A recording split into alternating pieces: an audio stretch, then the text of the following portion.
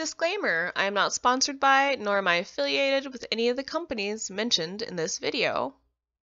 All opinions represented are mine and mine alone. They do not represent anyone besides myself. Your opinions may differ. That's okay. Try this stuff out for yourself in order to find out if it works for you. Hi everyone, it's me, Krista. Welcome back to my channel if you've been here before. If you've never been here before, welcome to the very first time to my little art corner on YouTube. Today we are going to be opening the February Sketchbox. A few things before we get started. I am getting over a cold, so if I sound a little nasally or my voice starts to go a little bit in or out, that's why. Secondly, you will be hearing the furnace kick on and off during this entire video, because where I am, it is sub-zero temperatures and I need to stay warm, and I am not turning that off just to be able to record something without background noise. And let's get started on talking about this Sketchbox. We have a wonderful fish drawing on here, and I cannot quite tell what medium that is. It is by Nicole Schluter. Sorry, Schluter. I'm trying to add an extra L in there. There's not one. And her website is keymakerstudios.com, and her Instagram is lapage1022. It's a pretty cool looking fish. Kind of wondering what it was done with, but I guess we're going to find out when we open this up. Just like with any subscription box, we have our little list that includes all of the items that are inside, detailing what everything is. On this one, it actually says, looking for some direction? Sketchbox School is in session. www.getsketchbox.com/school. I'm guessing this is if you're not sure what you want to do with the items that came in the box. It's going to have little tutorials and ideas in there for you. And here we have another fish drawing by a different artist. They at least stuck with the theme for this month's box, which is kind of cool. I like the dark lines and like the colors that are used in there. And here I'm just inserting a photo of the prints featuring the artist of the month. And Sketchbox's artist of the month for February is named Shelly Dinning. And I'm going to just read a little description about her and her background. Besides Bob Ross and other painters demonstrating their skills on PBS, I'm mostly a self-taught artist. I spent years shunning art as a career, probably more out of fear of failure than anything, spending my time working as a bartender, a karaoke host, and a special effects makeup artist, to name a few. In 2016, after 7 frustrating years in the film industry, I finally turned back to my first love, art. With the support of my family, I've been able to dedicate myself completely to building my business. I still dabble in special effects and beauty makeup from time to time, but I love nothing more than being in my studio with some music and a scented candle, drawing or painting my next commission. I hope to move away from commissioned work over the next few years and focus on creating more thought-provoking series of work. Her story actually resonates with me because I did stop painting and drawing for a really long time. I went to art school, it just did not work out for me, and I had a crippling fear of failure. I still have a crippling fear of failure. The only difference now is that I kind of know how to deal with it and how to not listen to that negative voice in my head. But her story, it resonates with me. Her website is www.shellydinning.com. Her Facebook is Art by Shelly Dinning. Her Instagram is @ShellyDinning. And Sketchbox says, we're so thankful for the talent that Shelly shared with us. If you'd like to get your art featured, email an example of your work to us at info@sketchbox.com. So I am nervous for this month's box because it is apparently oil pastel based, and I have not used oil pastels since elementary school or middle school. And the ones I did use were part of one of those like big art sets that they have for kids, and usually it's not like the best of quality, but you're kids, so it doesn't really matter. Yeah, so I literally have no experience using this medium whatsoever. So that'll be interesting. The first item we have are 3 colors of Sennelier oil pastels, and they're $4.90 each. This month is all about oil pastels. And like I said, it does make me nervous, but we are going to have fun. We're going to try a new medium. That's part of the point of these boxes, right? In 1949, Parisian painter Henri Goetz approached Henri Sennelier, the famous artist materials manufacturer, about creating wax color sticks for his friend Pablo Picasso. Their collaboration produced these amazingly buttery oil pastels. We loved their thick color application and ability to be scratched, smeared, smudged, and blended. We included a curated landscape palette of ash blue, flesh ochre, and green gray. It is cool to know the history behind the company and like how these were originally made and thought of. That is a very cool idea.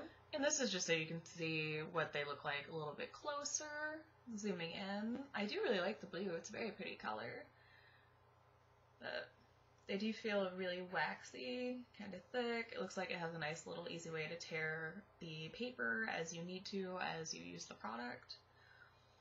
This will be fun. It'll be cool to kind of figure out how to use these. Like I said, this is a really, really pretty blue. I hope that's what it actually looks like when it's applied on paper. We have 3 more oil pastels of the Van Gogh brand in 3 colors. Like I said, 3 more. The retail price is $2.45 each. To add depth to your color palette this month, we also included Van Gogh oil pastels in white, deep yellow, and sap green. And that is just the Van Gogh yellow, a little close up. Excuse my nails for being dirty, but they're going to get dirty with something like this since I'm handling them. Yeah, let's just give you a little bit of a better idea of what it looks like. This does feel quite a bit heavier than the Sennelier ones did. It just feels thicker and has a little bit more weight to it. Next we have the Socceroo Cray-pas Specialist Extender. Retail price for this is $1.99. These colorless oil pastels aid in further color expansion for an infinite continuation of color hues. Cray-pas extenders can be used for blending oil pastels and to create smooth transitions. Cool. I'm actually glad that this box came with this because I was going to use some odorless mineral spirits to try to blend this stuff out. Apparently I can't talk right now. So it's nice that they gave us something to be able to try to blend these. I know what these are. These are blending stumps. I love blending stumps. Although when I was in high school, all of my art teachers did not allow people to use blending stumps. They hated them. Unfairly so. I also remember someone in that same high school buying me blending stumps and giving them to me and me being super excited and repeating thank you over and over again and like jumping up and down because I was kind of a spaz in high school. I got excited very, very easily. And I know one of the other friends who's there was like, "Criminy Krista, just calm down. It's just like a rolled piece of paper." Yep. I feel these in my soul. This makes me very happy. So these are the Spectrum Noir Blending Stump Set, retail price of $6.99. This pack of blending stumps offers a variety of sizes to blend as precisely as needed. They can be sharpened with a regular pencil sharpener to reveal a fresh tip. And on the back, it does say something about a specific thing that Spectrum Noir makes. Apparently Spectrum Noir has a stump sander specifically for that. But if you can use a pencil sharpener, which I'm pretty sure most of us have, that should work. So, very cool. Or sanding paper. I have sanding paper. That would work as well, probably. We also got some Faber-Castell Pitt monochrome oil pencils, and they retail for $2.85 each. These oil-based pencils are richly pigmented for unsurpassed light fastness. That's good. We included sanguine and soft black for tinted shading and outlines. Cool. And this is just so you can see it a little bit better. Looks like it can sharpen up to a pretty good tip there. And just plain wood for the casing and stuff. looks pretty cool. I have also never used these. So we're going to be doing a whole bunch of new stuff today. Cool! Also, they sent something to actually work with by using these, something to put it on.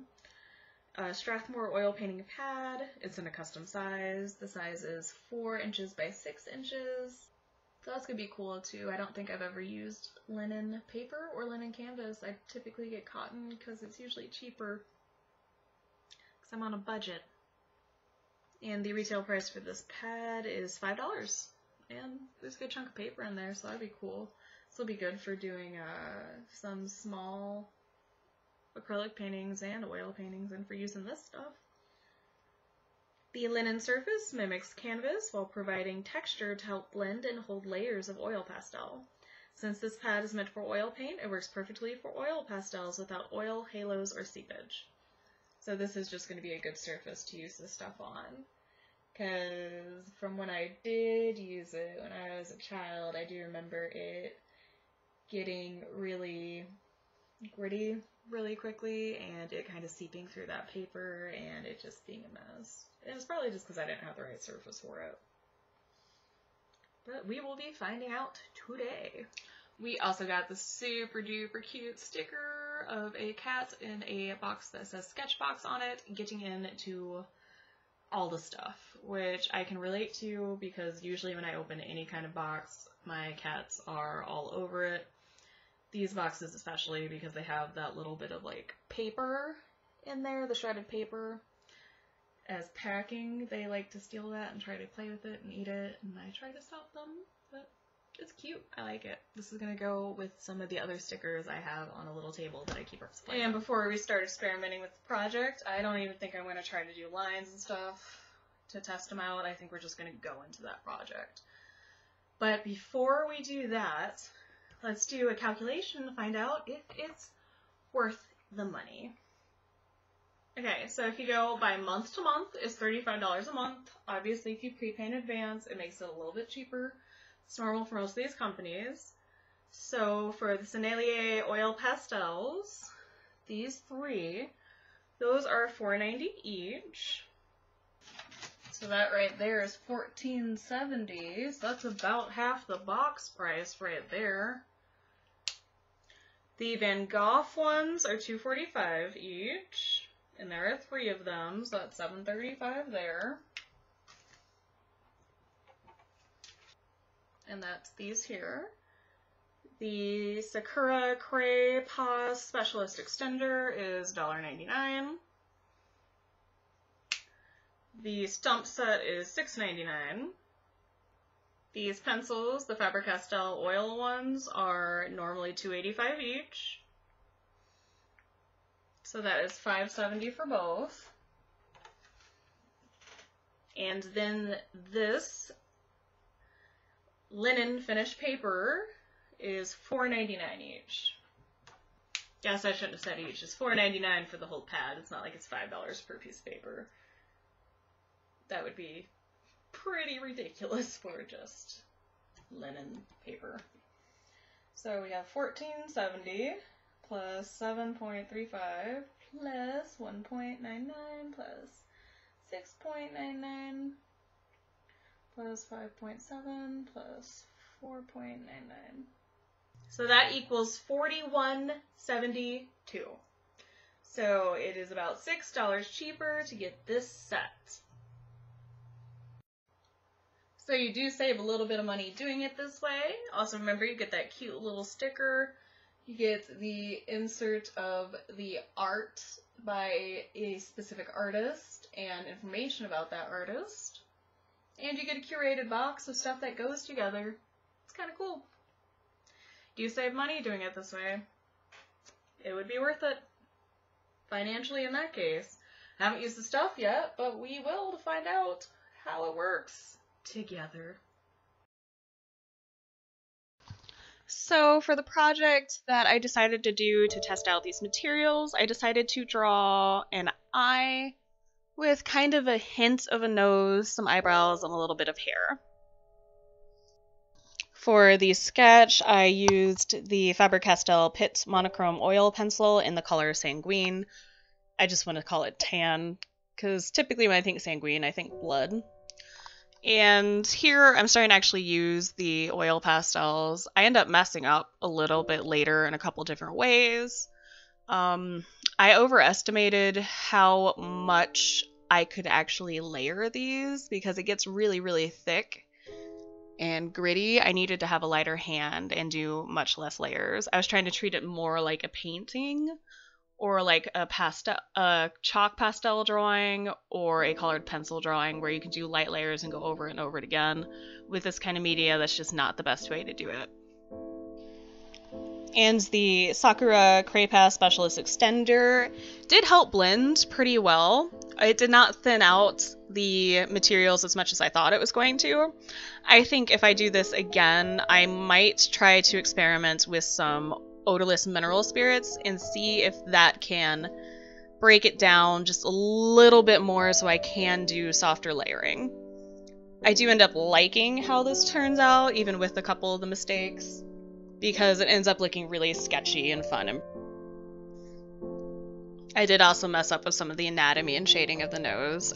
For the reference photo for this, I did take a picture of my own eye, thus the deep dark circles. Insomnia, that's what happens. And I was originally going to use something from Paint My Photo, which is a royalty-free website where people explicitly put up their photos in order for you to draw or paint them. Just so you know, good resource right there. The colors of the pastels ended up being true to pigments. I really love that blue, and I love the yellow. They look a lot like how you would expect the colors to look based off of how the crayon looks. The same with the pencils, they are very true to form.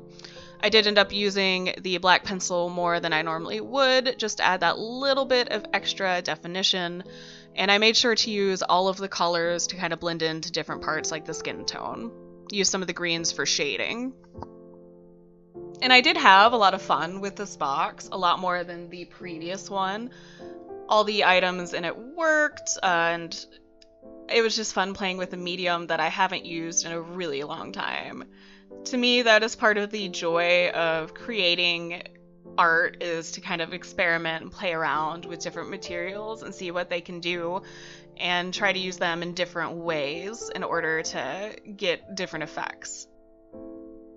And for me, that is why I enjoy getting some of these different art subscription boxes, is because you get to get some stuff that you might not normally use in your everyday art life. And I think if you just use the same supplies over and over again and draw or paint the same things, or even sculpt the same things over and over again, you get really good at doing that one thing, but it kind of keeps you in a box, and in some cases it can keep someone from growing as an artist.